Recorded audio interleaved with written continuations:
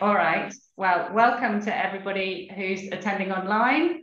I'm sorry we can't see you, but hopefully you can all see and hear us okay. If you can't, if anything's wrong with your audio, do put a comment in the Q&A box and we'll try and sort it out.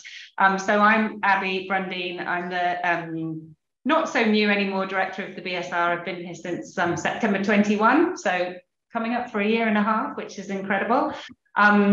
It's really lovely to welcome you, and I'll just talk you through briefly who's here on the call and what we're going to do. So to introduce our colleagues and alumni, so we have next to me Marta Pellerini, who's our fine arts curator here at the BSR, who some of you may know already, and our other staff member who's here today is Jill Clark, who handles all our awards applications processes and getting people to the BSR and to Rome and through the competitions.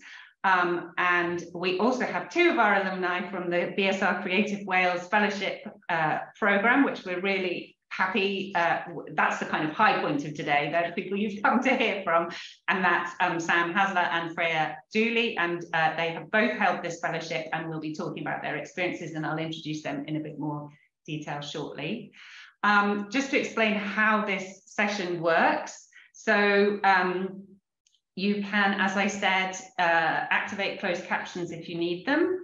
The event will be recorded. So what we're presenting will be recorded so that we can make it available on, hopefully on our website and possibly elsewhere in future for information purposes, and we will hope, if it's a success, to repeat it in other formats as well.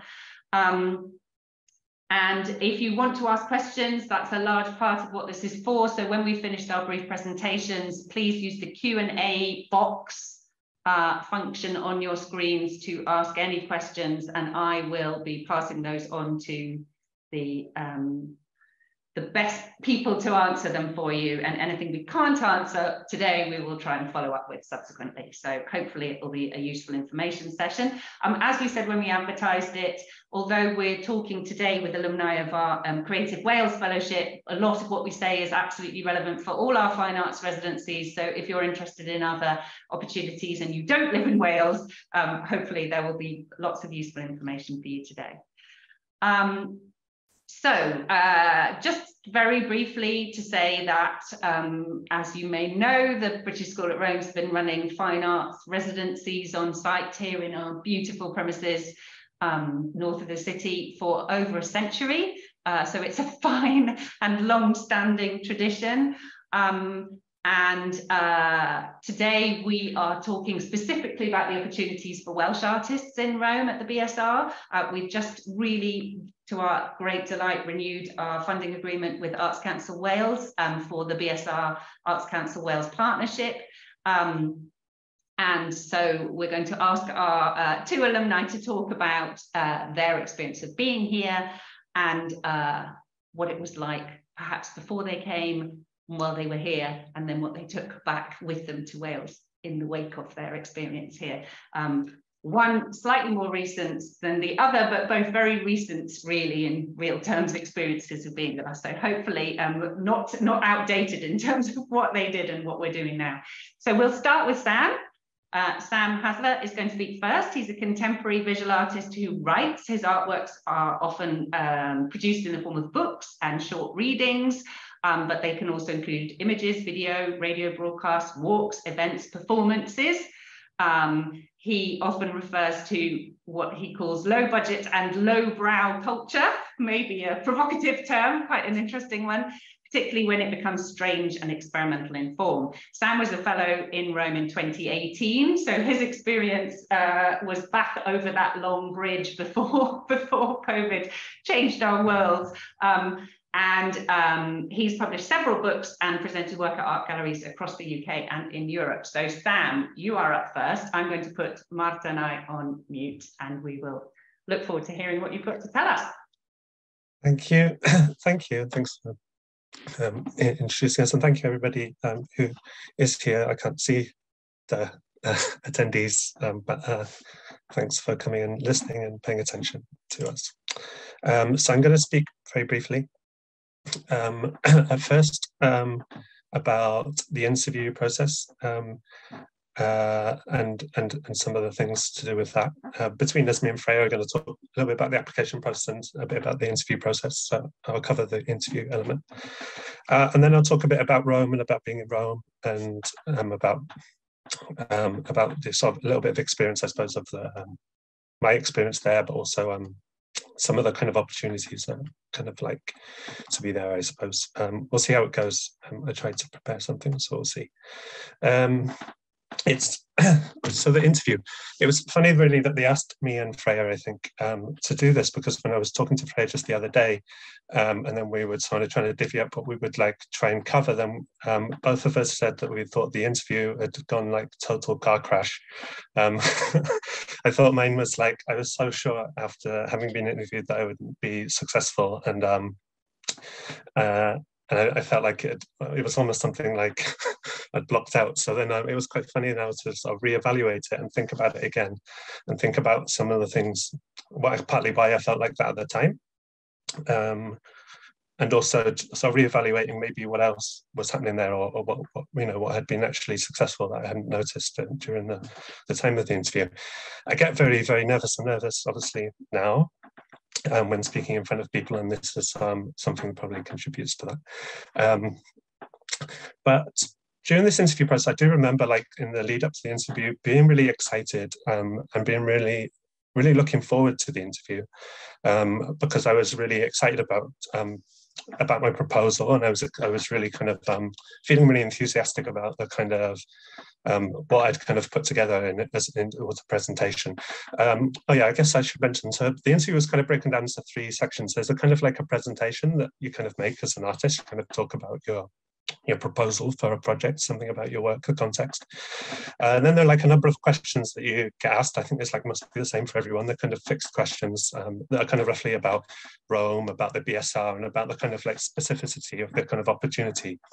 And then there's a kind of opportunity to ask questions. So the presentation, I was really nervous, but I was really excited to give it. And then basically I only got about a third of the way through my presentation and I ran out of time.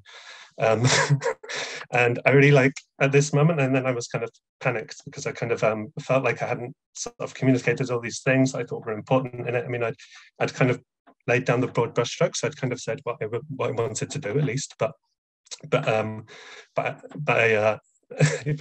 I'd only got like basically a third of the way through, and then they kind of just told me to stop, and then I had to just anyway just try and continue from that point. It did sort of really sort of knock me a bit at the time, but what I think maybe that they'd come across was some of this kind of enthusiasm and sort of genuine excitement for the proposal, or at least that's what I felt in the run up to it. So I think maybe that was something that must have been something positive they'd found.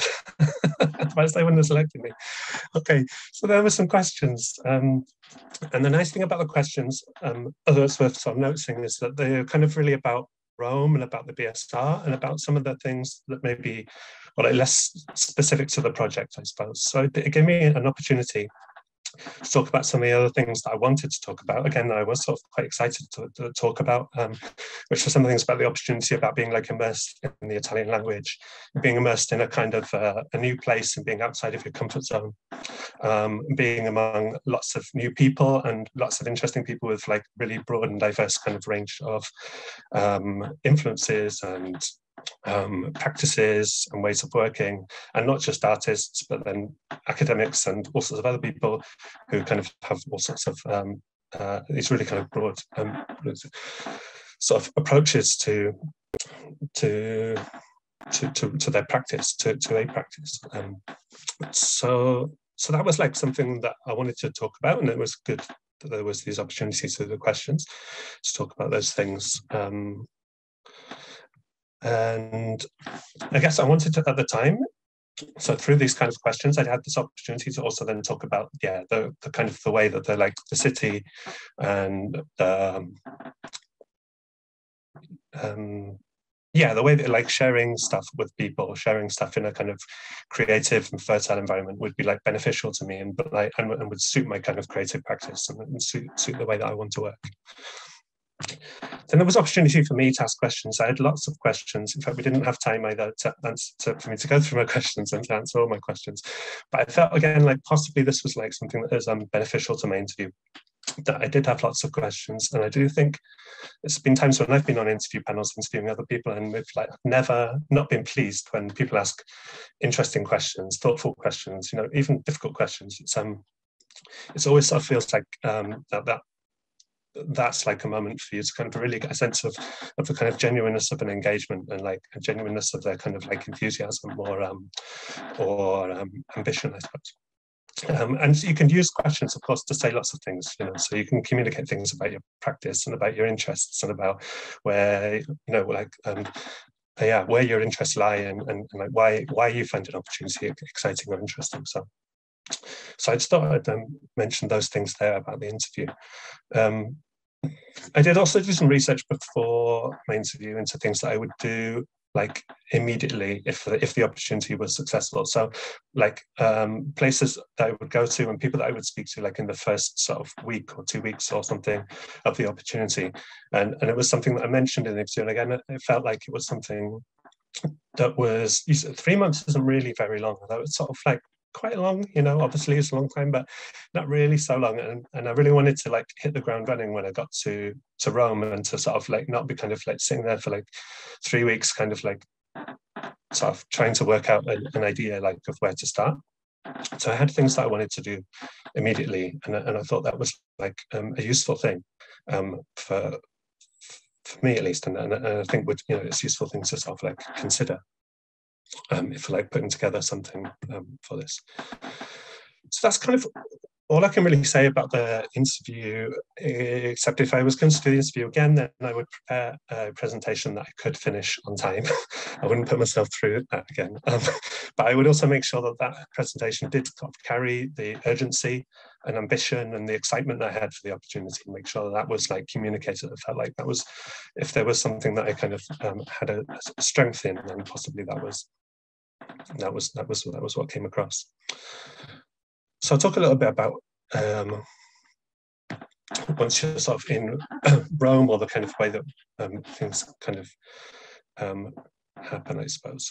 Most people, when they're there on the opportunity, feel kind of conflicted. You have like this absolutely beautiful studio, like and this like endless amount of studio time, and then you also have this like incredibly rich, like vibrant and like sort of insane city that like, so you're sort of drawn to like staying in this little white box because like you never have studio time at home, and then you're like drawn to like go out and explore this like place all at the same time, and people feel conflicted about how to find a balance of that, and obviously for everybody the balance will be different, so I can't say too much except for about how things were for me. If you want it, there's lots of time for yourself. And if you want it, then there's lots of time with other people and to meet other people and to spend time in very social kind of situations. For me personally, it would have been a huge mistake not to have put lots of my time into exploring the city and socializing, eating and drinking. These are things that do feed into my creative practice. They feed into my work. They're kind of that kind of buzz and energy around people and around other people's excitement and their kind of ideas feeds into my work, and being in those kind of experiences and strange places that you find yourself in, like standing on the roof of the Capitoline Museum at 1 a.m. with a bottle of Prosecco looking out over the Forum. It's like somewhere you might find yourself, or drinking Prosecco at a metal gig at Fanfulla, which is a small venue in Pineto, or drinking Prosecco in plastic glasses in a kind of late night service station sort of atmosphere of bowling Roma, or drinking coffee in a cafe run by inmates at Rebibbia prison whilst walking around its perimeter. Whatever you do, if you are successful and you get this opportunity, then I guess just don't let the culture and the personality of the city pass you by. but find a way to engage with it that suits your practice. And for me, it was these things. I use some of these examples here, like Bowling Roma and Rebibia.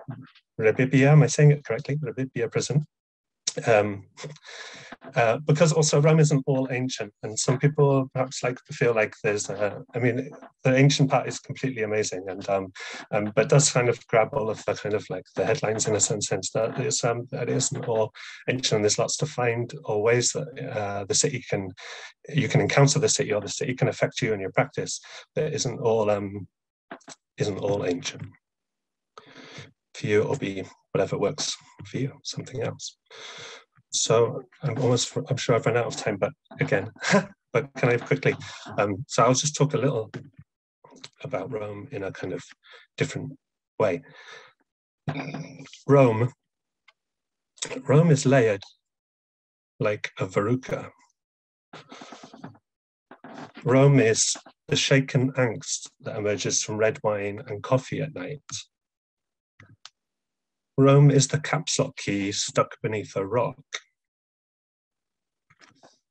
Rome is an old, tired mosquito feeding in the cinema.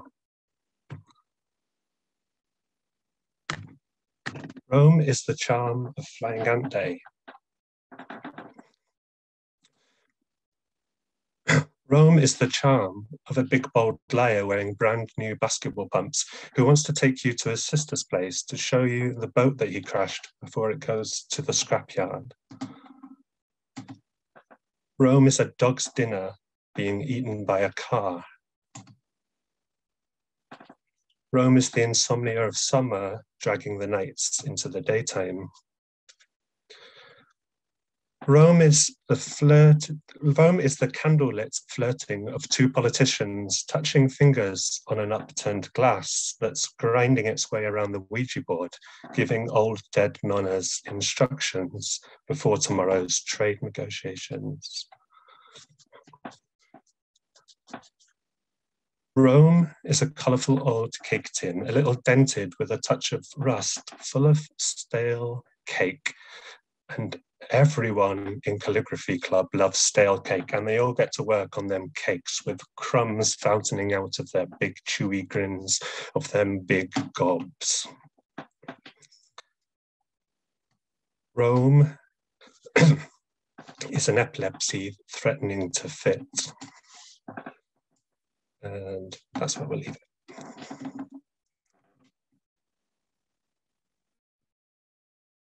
Thank you, Sam.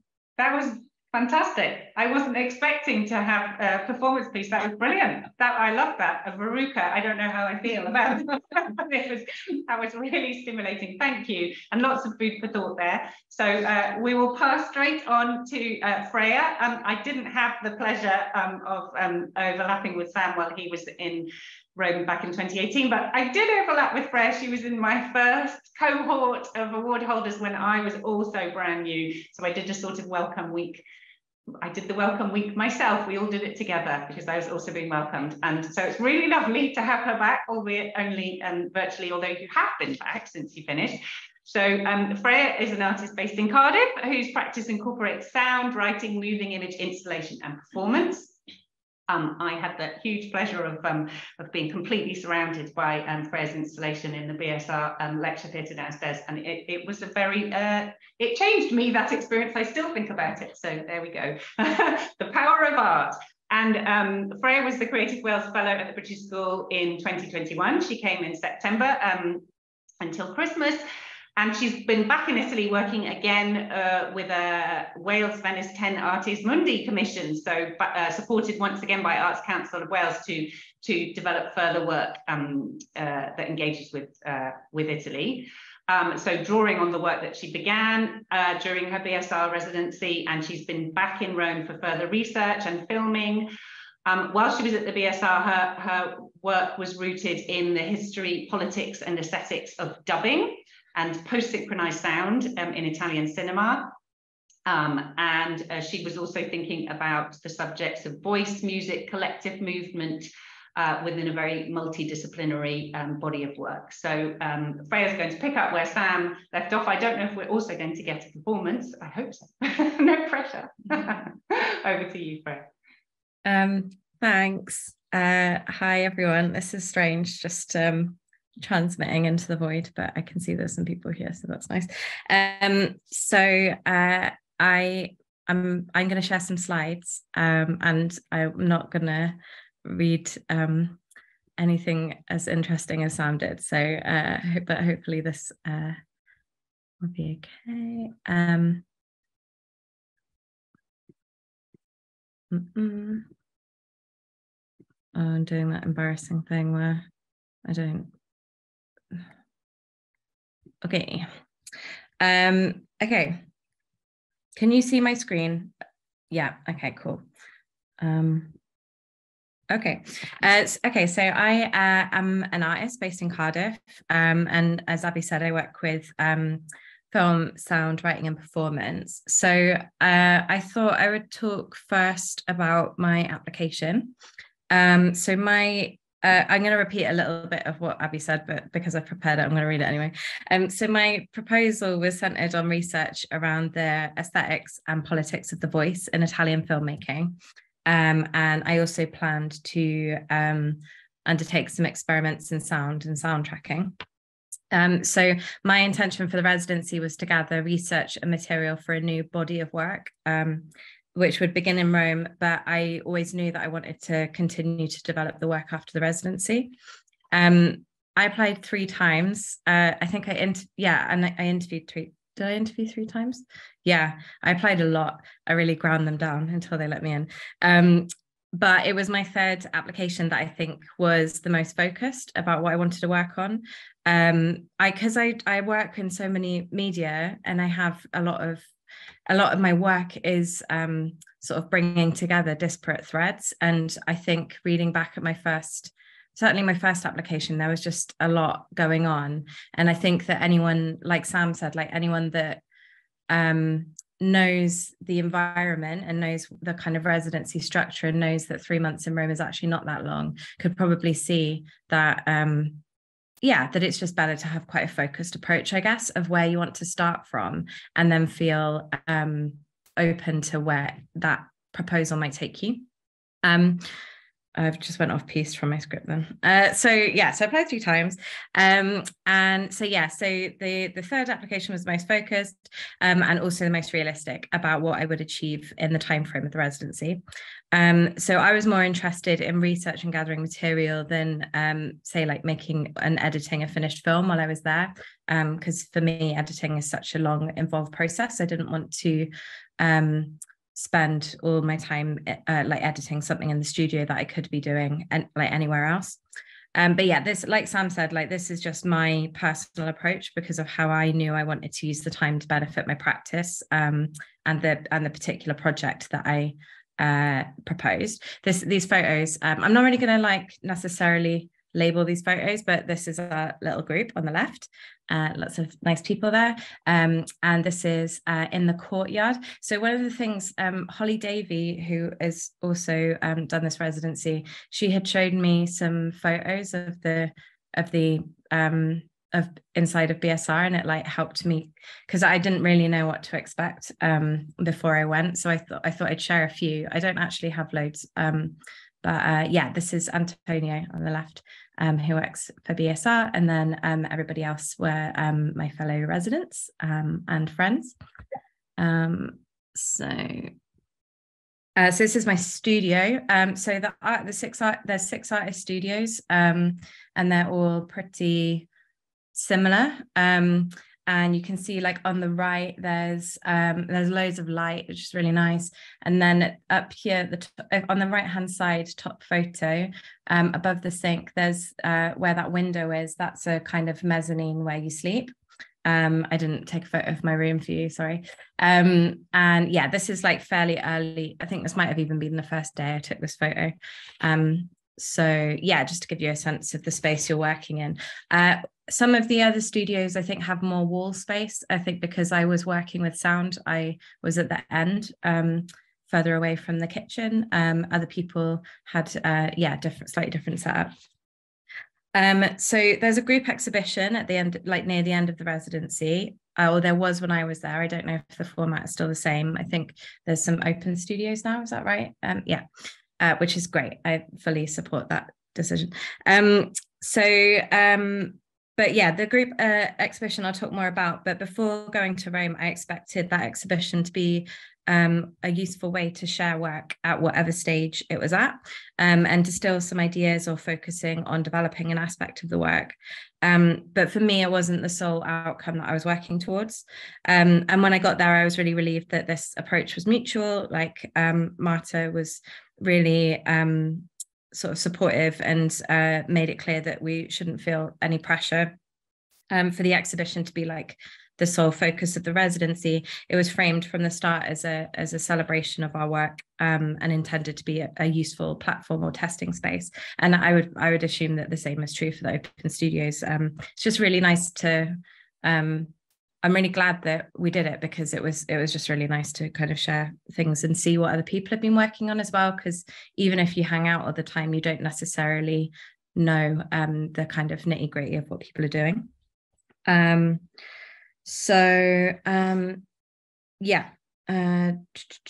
So I think it's important to say that everyone approaches the residency and their proposal really differently. It really depends on your work and the project and what you're looking for from the opportunity. So in the application, like, don't be afraid to be like, don't write what you think people want to hear about how you're going to approach this. Like, if you're or the way that I approached it is just, I was quite sort of straightforward about what I wanted and needed from it, and the work that I wanted to make, or the ideas that I had.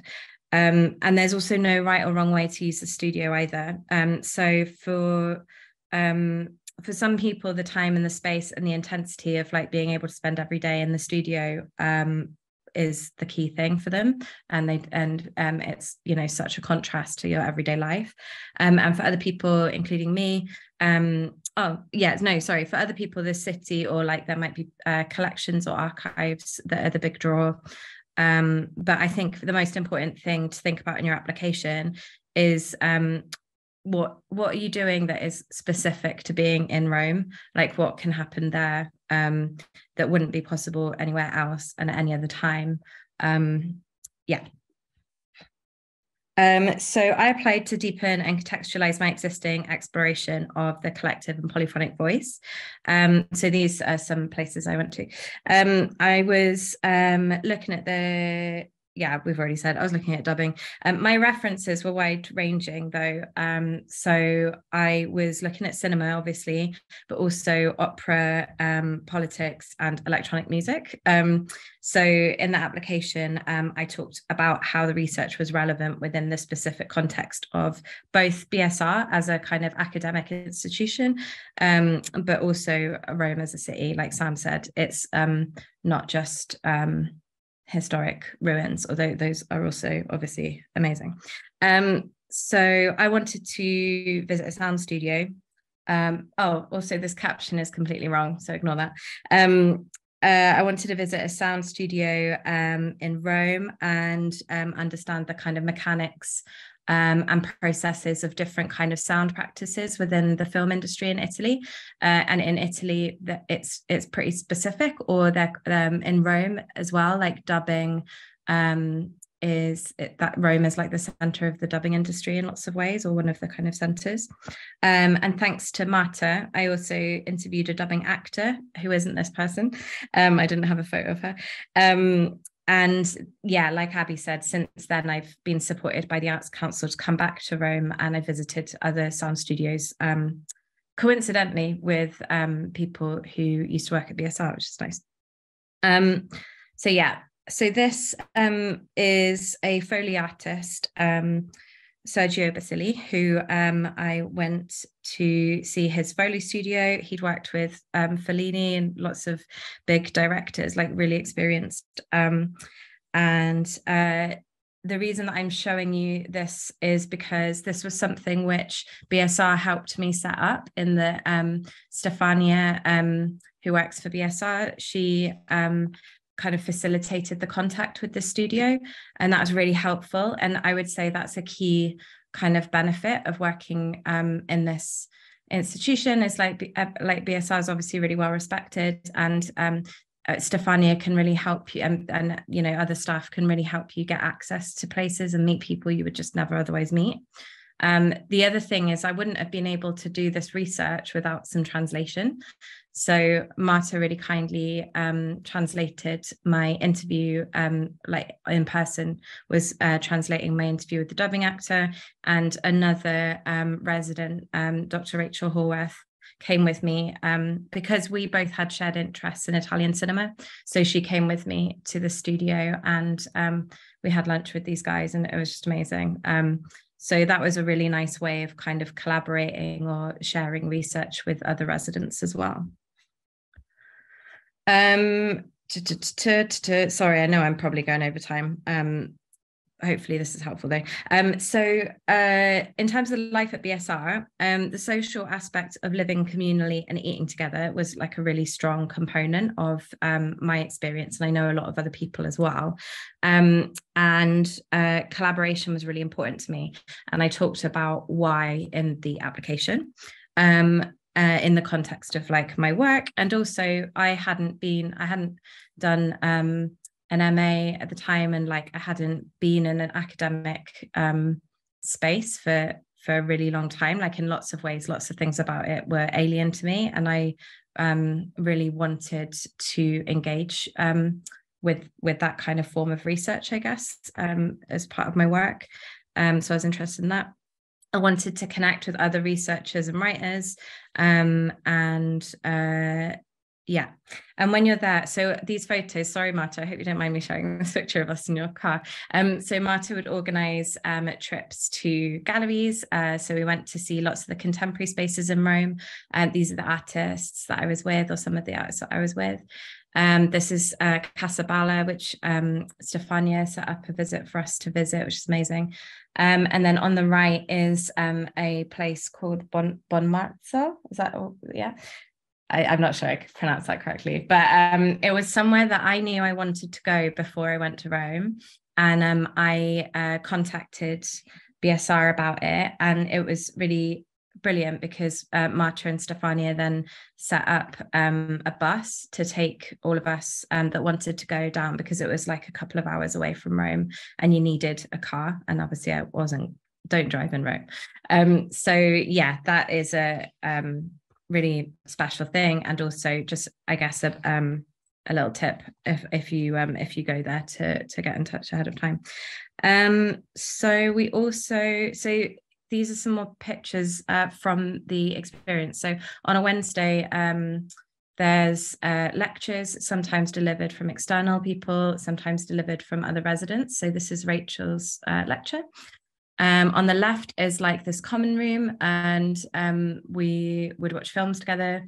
And obviously the films were part of my research as well. And other residents were also interested in films. So that was a good way of connecting. We also watched, you know, like the Young Pope and stuff, as well as the highbrow stuff. And then this photo at the top is like the living room area of the kitchen. So we would hang out there after dinner, and I think this is a sharing event that Rebecca was leading.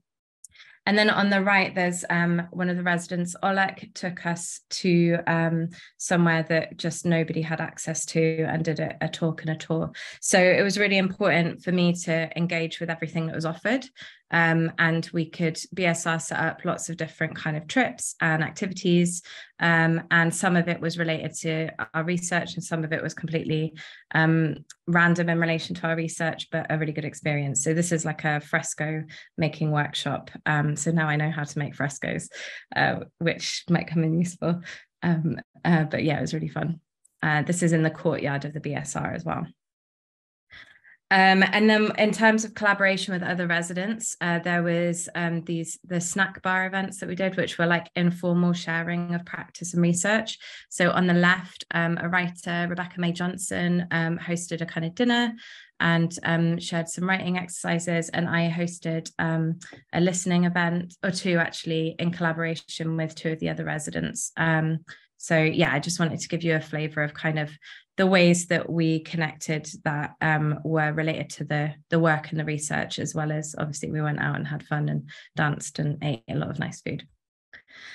Okay, so just to finish, I for the Mostra, this is just some images of the auditorium where the lectures are held, and then for my final piece for the exhibition, I wanted to transform it into a kind of awkward school disco, with a sort of, it had like a soundtrack, immersive kind of musical soundtrack, because I was because of the work that I was making. And I was really excited to respond very specifically to the site of the auditorium as a space for listening, and use that as a kind of sound installation like space.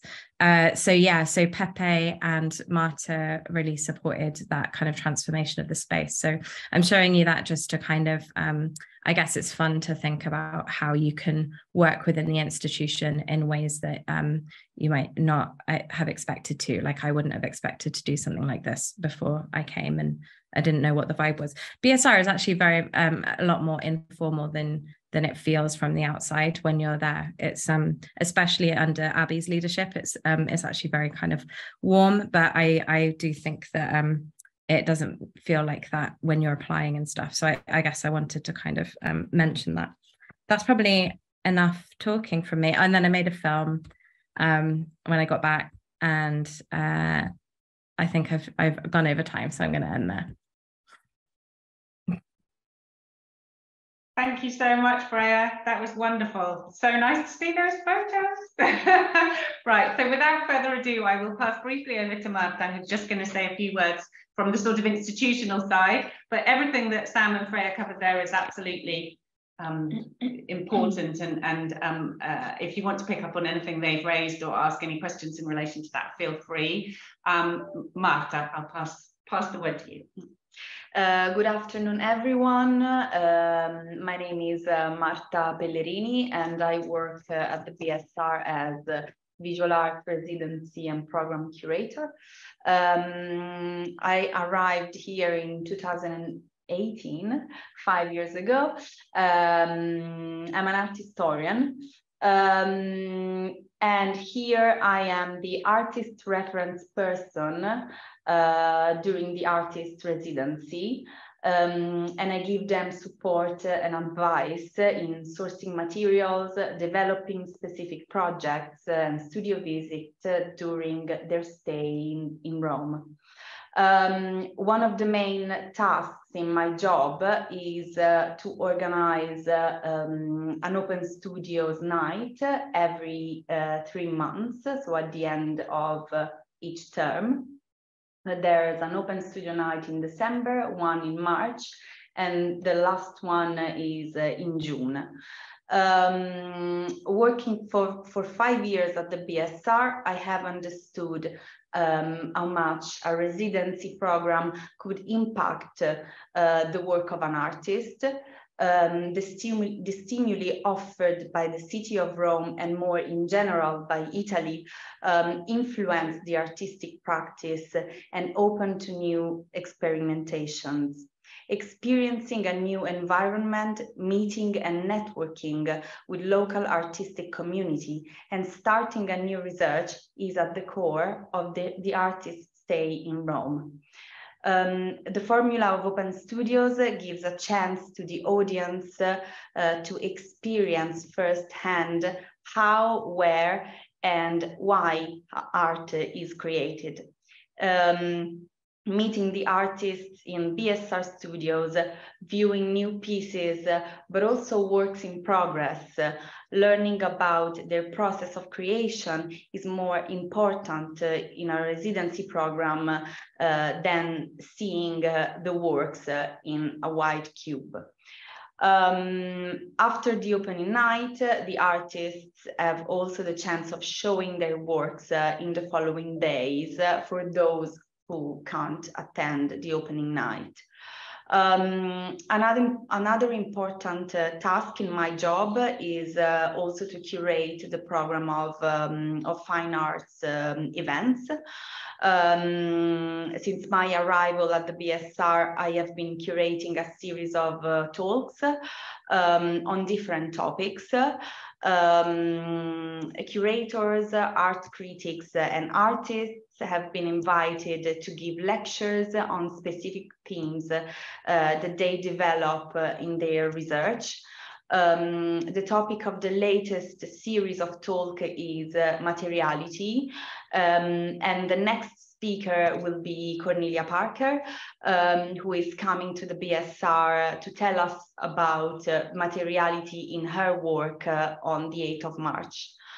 And beside the organization of events, I'm also like a kind of bridge between the city and the artists in residence, the fellows. And for this reason, I also arrange visits to museums, galleries, foundations, as Sam and Freya were saying. So, for example, in these past weeks, so we visited Museum Maxi, and then we're going to visit the newly opened Museum of Civilization, which was the former Museum of Italian Colonizer, and on Friday, for example, we're going on a trip to Tarquinia, so which is a necropolis just outside Rome. So, as Freya said, we also organize trips outside the city, renting a bus for all the fellows, and one of the award holders, one of the archaeologists, is giving us a guided tour basically in the site, which is incredible for everyone, and not only for the archaeologists. And yes, so last week we also wanted to celebrate the LGBTQI+ month, and we organized a screening of short films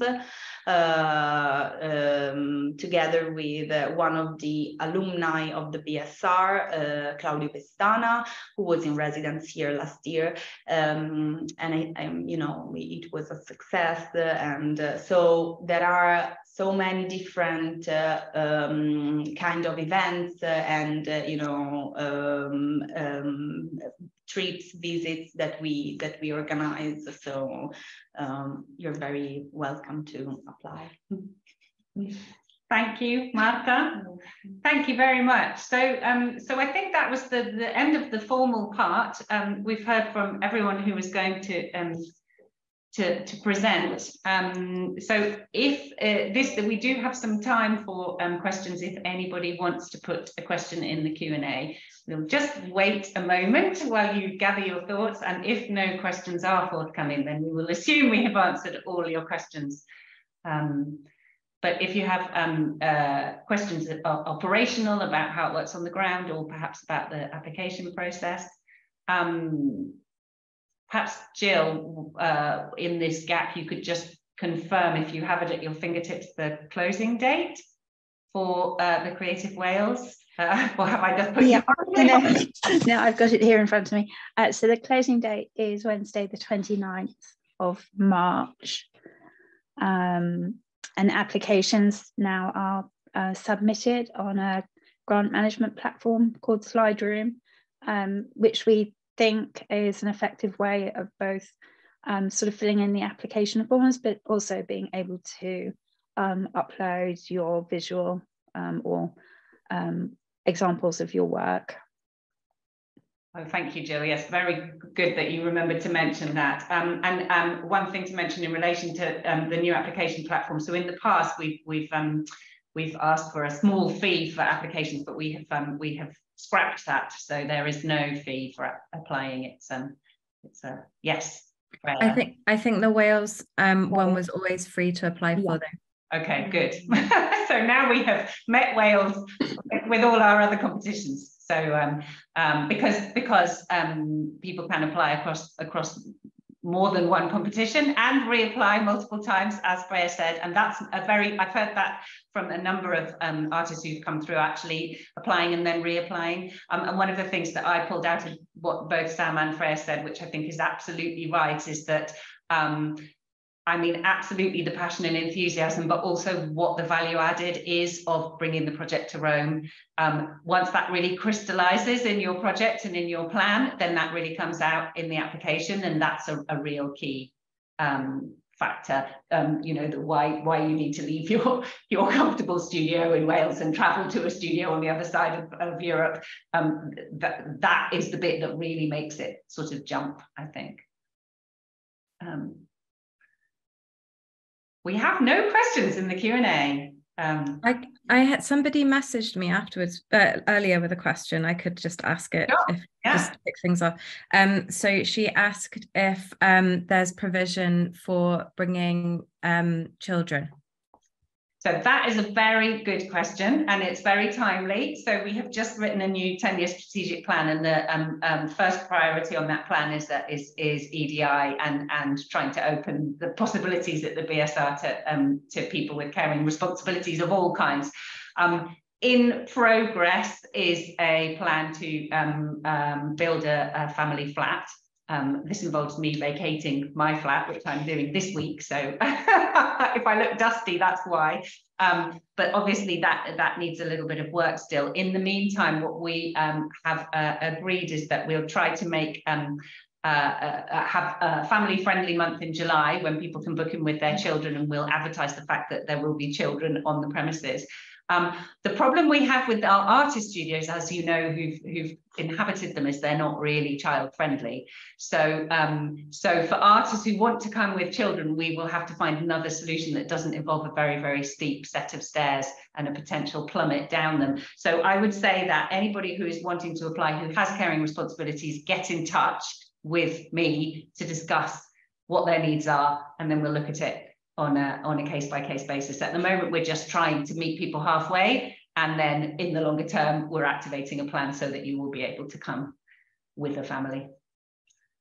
It's a real priority, but it obviously involves some quite fundamental adaptation to our on-the-ground fixtures and fittings and things. But yes, we're working towards it, and don't not apply on the grounds that you don't fit that sort of slightly monastic setup that you saw in the pictures. It's beautiful, but it is that. But get in touch to talk to us.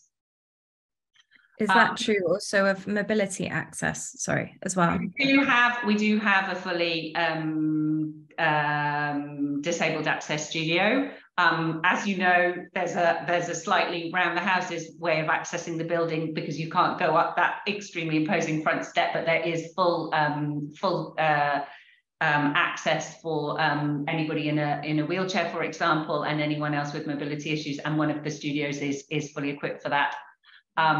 We do also, we're currently updating our fire system so that we'll have some strobe fire alarms, so that we can also accommodate people with hearing difficulty if they need to have an accessible room for that, but that will not be done until for another couple of months.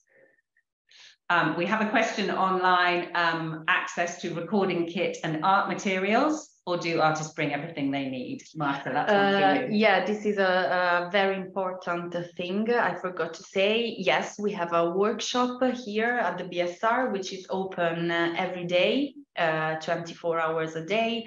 And it's well equipped with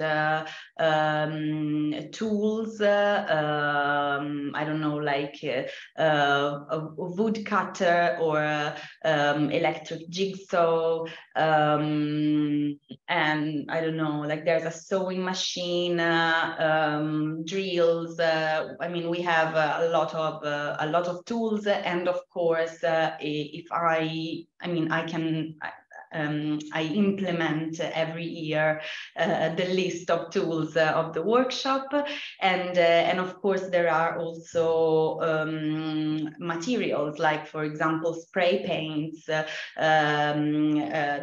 or maybe leftovers from the previous fellows. In terms of recording kit, sorry, could maybe Freya can answer that, because you were working with audio. What did you find on site? What did you need to bring with you?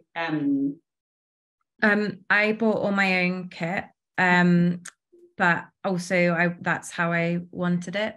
Like I would have wanted to have used the kit that I was familiar with anyway. And then, but I did borrow some things from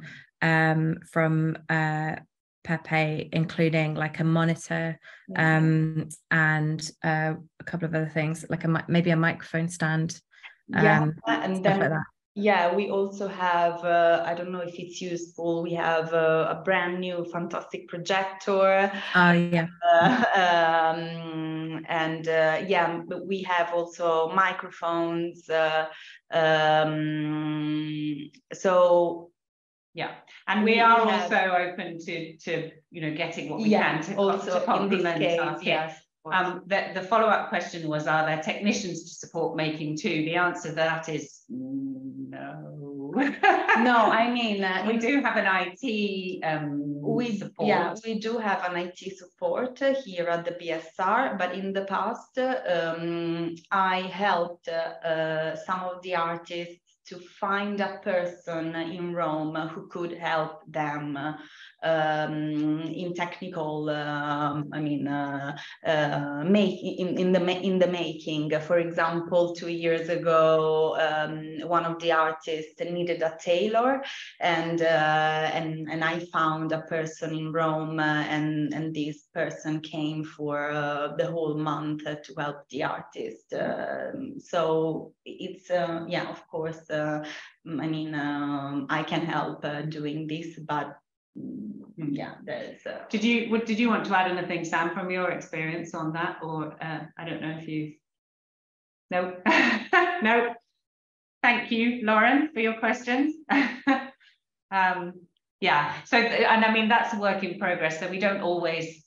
So for filmmakers, for example, that's obviously people working digitally and with kind of is a really growing area, and I think we're sort of slightly playing catch up in the kind of material that we need to have on site. Yeah. So we have in fact invested in some new equipment at the end of last year, precisely in response to the kind of work people were doing and the kind of thing they might need, and that's also, we're reliant on people to tell us what they think they'll need, and then if we can afford to, we will. Yeah. Any other questions, or how do you support artist well-being during the residency? That is a very good question, and actually that's probably something that our two alumni should comment on from their personal perspective, maybe, if they feel their well-being was supported. But I think good communication is really important. I think feeling like the staff are accessible and approachable is really important. That doors are open, and that they have pastoral access to our assistant director who lives on site, to Marta as the fine arts curator, to me, because that's part of my role too, and then also to the faculty of fine arts members who are a sort of secondary advisory body who aren't in Rome but do come and visit and check in with the residents. I don't know if there's anything you want to add from first-hand experience about, I mean, it's a really important topic about sort of well-being on the ground. Freya or Sam, just to put you on the spot. Yeah, I mean, I personally felt really supported, and also it was like quite, I guess also because we're eating together a lot and stuff, and I remember like even on my first night sitting by you, Abby, and talking to you, like it felt like people feel accessible, and that you can talk to them. So for me, that was a really kind of important thing. So yeah. Good.